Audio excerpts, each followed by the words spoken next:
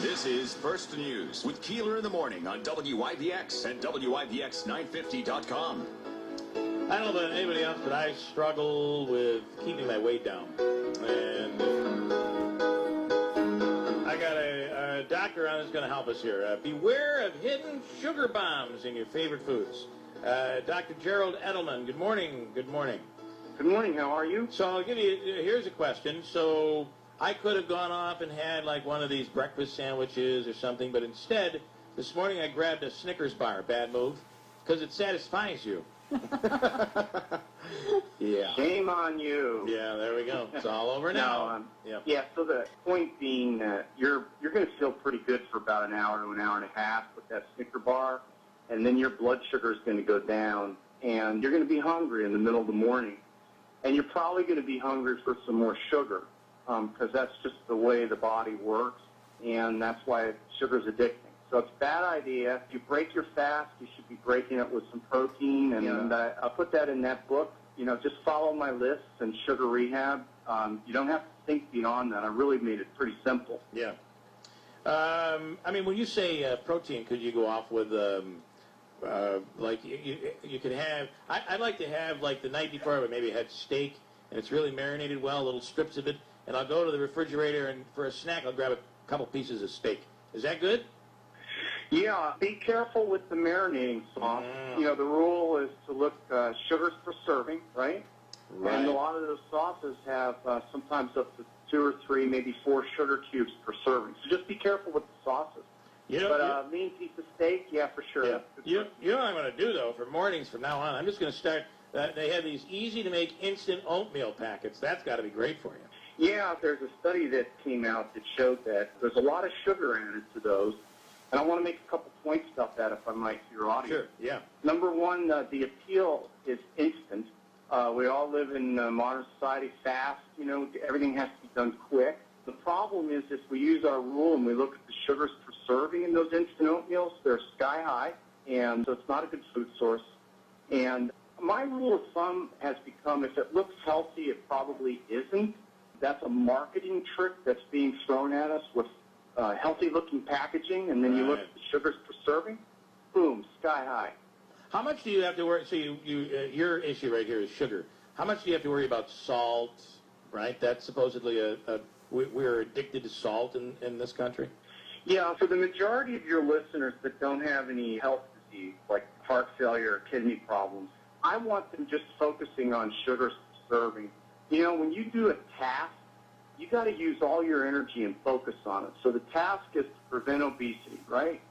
And I think the easiest way to do that is to focus on sugars per serving. Now, if you have a disease and you're under salt restriction by your doctor, you know, you have to also look at that variable and limit that. But most of us don't have to do that. You're right. I focus on sugars per serving, and it works. How about, you know, my wife has an allergy to high fructose corn syrup. And she believes that she can taste the high fructose corn syrup. She can, and you really can put it in front of her. She can taste the difference. She says it's far sweeter. And for her it's bad. She gets terrible stomach aches when she eats it. Is it bad for all of us? We're better off with sugar versus high fructose corn syrup? Well, I love your question because, again, I'm all about simplification. So I lump all of that. High fructose corn syrup, agave syrup, honey, brown sugar, regular sugar, all of that is lumped in my brain like a computer into bad. Any of the sweeteners? Any of the pure, natural, real sugar sweeteners. Yeah. I'm an advocate of artificial sweeteners. I believe that if you're fighting obesity, which is what 80% of us are doing in the United States, the artificial sweeteners are a tool to help you lose weight and keep your weight off. Let me ask you a question real quick you might find interesting. Yeah. What is the only ingredient listed in all those complex ingredients in foods that's been shown to cause disease? Well, wasn't it, are we talking about sweeteners? Yeah, right, sugar. Yeah, sugar. Sugar. Right, I mean, that's the only ingredient that's really been shown to directly and indirectly cause disease. Everything else is FDA approved, and there's no clinical trials right. that show that any of the other things actually cause disease. So even like aspartame. So a diet soda, you'd be good with a diet soda versus a regular soda. Absolutely good with it, you know. So I hear, number one, well, you're going to have something sweet, so your brain anticipates it and has the same effect. Wrong. Clinical trials show that's not true, that there is no blood sugar spike, there's no insulin spike. It's just a myth. You know, two is that it causes disease. Aspartame causes headaches in some people, but it doesn't cause disease. So if you don't tolerate aspartame because of the symptoms, switch to another replacement for sugar, Okay, you know? another one. But you think the natural stuff, all those sweeteners, they're all lumped together.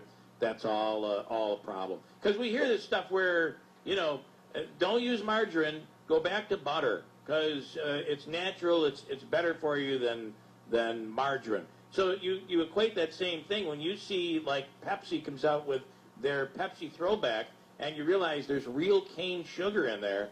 You're like, wow, that's awesome, as opposed to a diet that has all these chemicals in it. You got it. Catchwords in our society that you should be aware of are pure and natural and packaging that looks healthy. Be aware of that, because if you look at the sugars per serving, it's usually sky high, and we just said sugar is the one compound that's been associated with disease.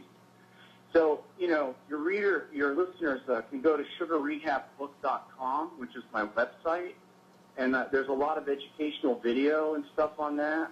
My mother and I always encourage them to go there. My mother always told me when I was in college, beware of the girl who says she's pure. She has to tell you that.